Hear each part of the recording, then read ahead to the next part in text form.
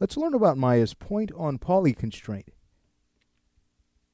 The point-on-poly constraint is used to glue an object to a vertex point on a polygonal mesh. So in our case, we're going to take these buttons and constrain them to our character's surface.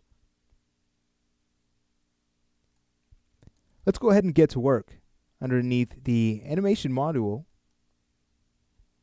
and the constraint menu, we'll choose the point-on-poly tool, and let's go ahead and take a look at its options.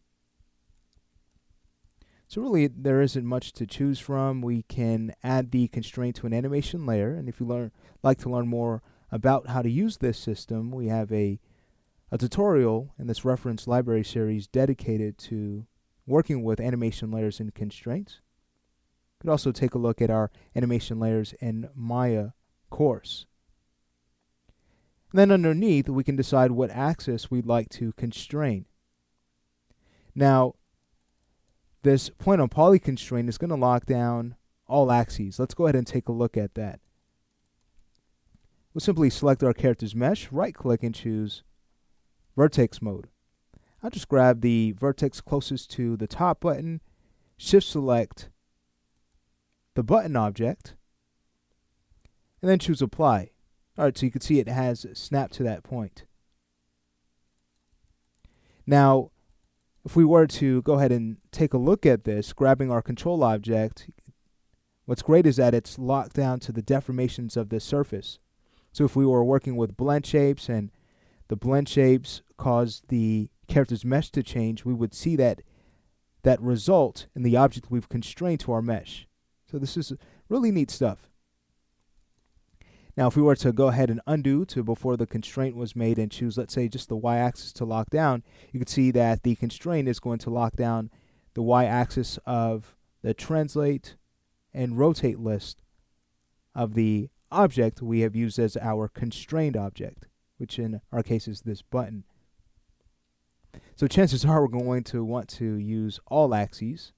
So what I'll do is just go ahead and undo to before the constraint was made, and we won't set the constraint just yet because, as you saw, the object shifted to match the position and the orientation of this point.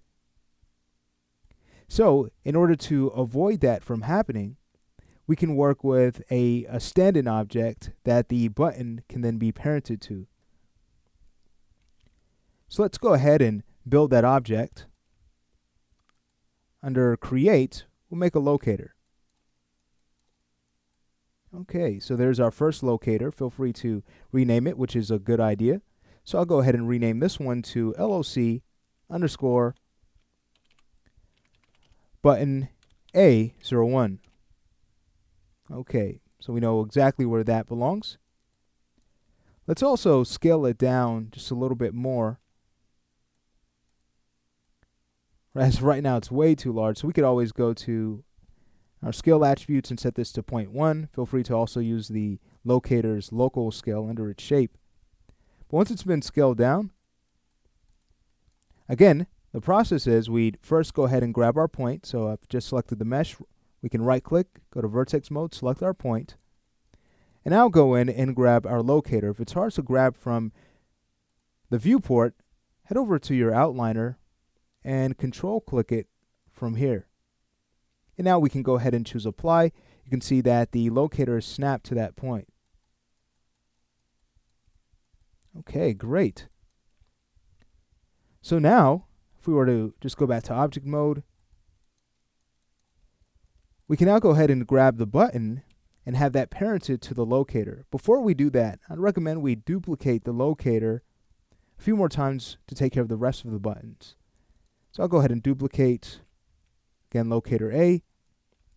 If it helps, you can always turn on wireframe unshaded to know where to snap the locator to.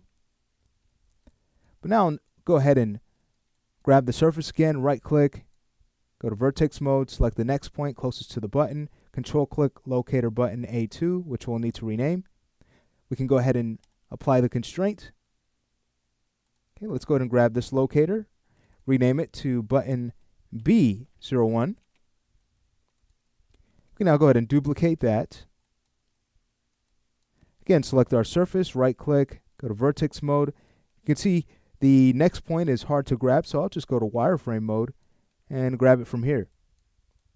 All right, so with that point selected, again, we can go ahead and select the locator, which is B02, and apply the constraint. Great. All right. Well, let's say we rename this locator. That's C01. And now we can start to parent our button objects.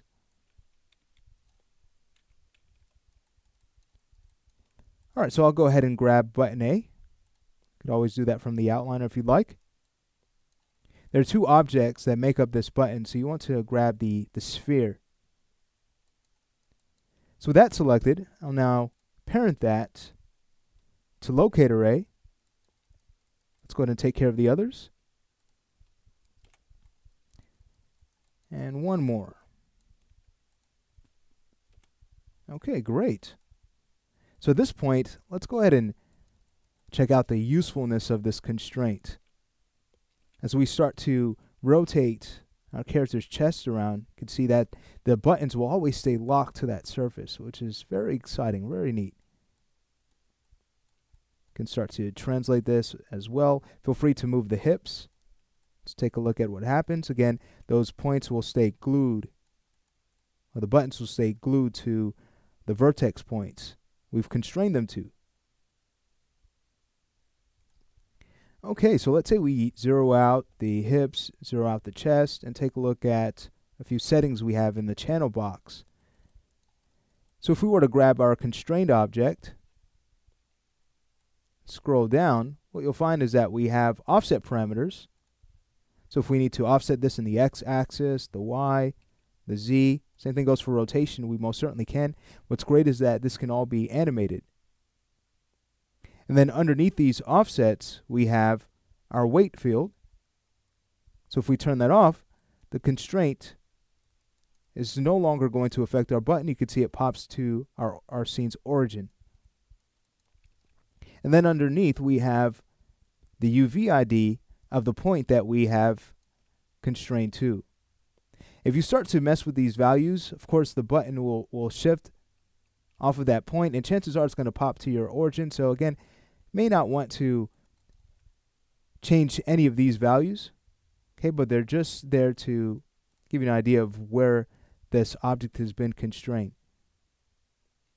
So that's a look at Maya's point on poly constraint. Very useful tool for tying objects to a surface that needs to deform.